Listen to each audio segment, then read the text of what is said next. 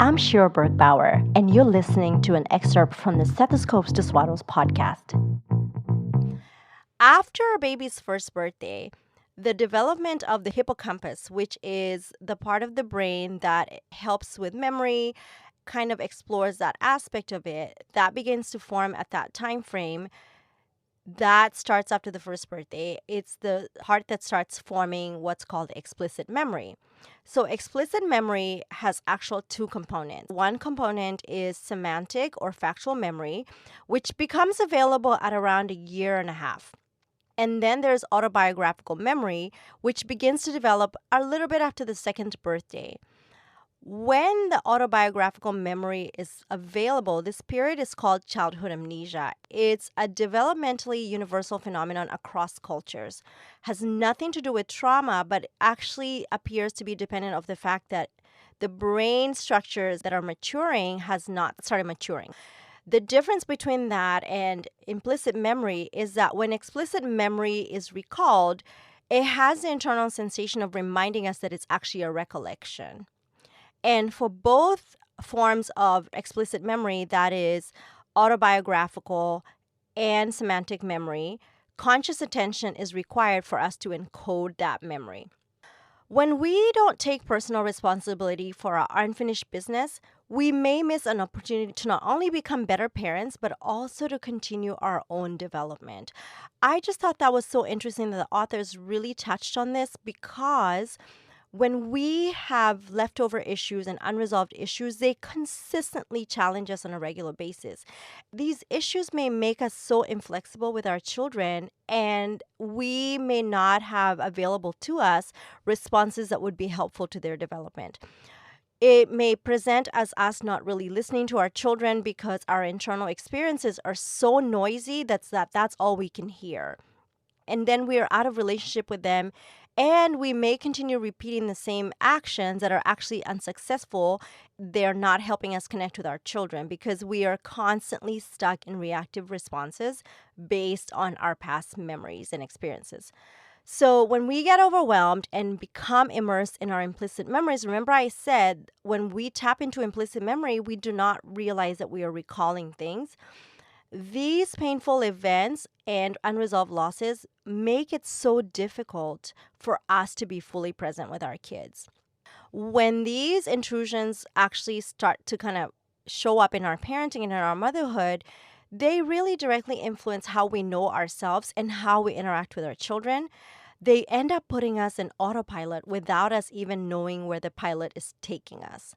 That can present us as us trying to control our children's feelings and behavior, when actually the thing we need to be controlling is our own internal experience, which is triggering or our upset feelings about their behavior. One of the things I actually think about how we remember, and just talking about autobiographical memory, is how we create stories around what happens to us as children and how we remember what happens to us. As I was reading this book the first time, I had a moment where I realized two things: why I love fried fish and why I love mint chocolate chip ice cream. And I'm just going to tell you a quick story. When I was about 4 years old, my family had moved to a town that was not very close to where the rest of our family lived. My dad worked pretty close to there where we lived, and my mom worked in a different town. And so she would have to commute back and forth. And I was in kindergarten at the time. And there were days when my dad couldn't get out of the office in time to pick me up from school. And there was a little lady.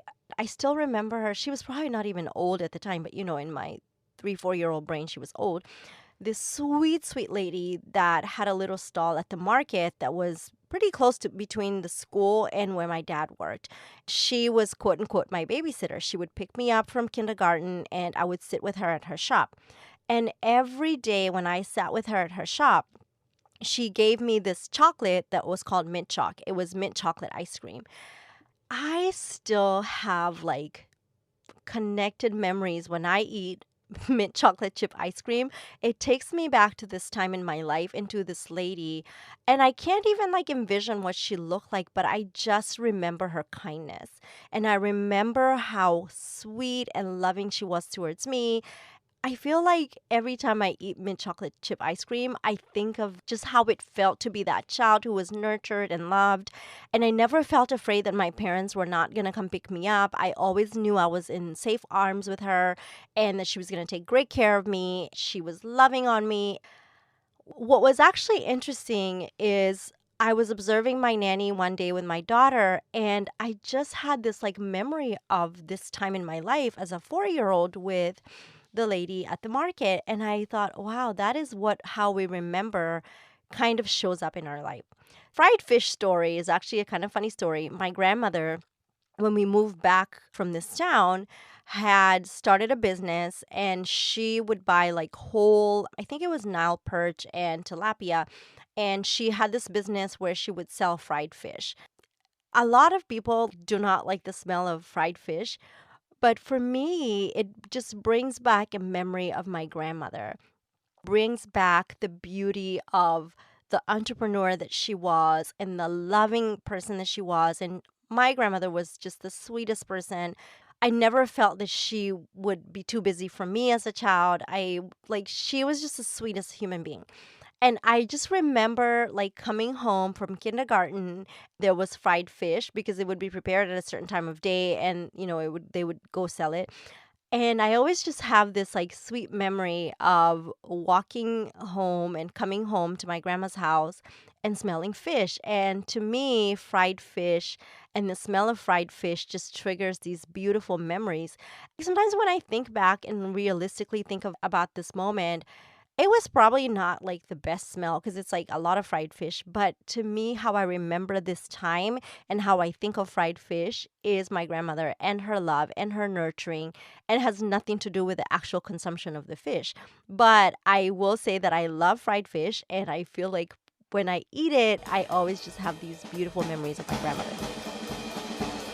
I'm Shira Bergbauer, and you're listening to an excerpt from the Stethoscope To Swaddles podcast. You can listen to the whole episode wherever you get your podcasts, and look out for new episodes out every Monday. You're doing a great job, Mama. I'll see you next week. Bye now.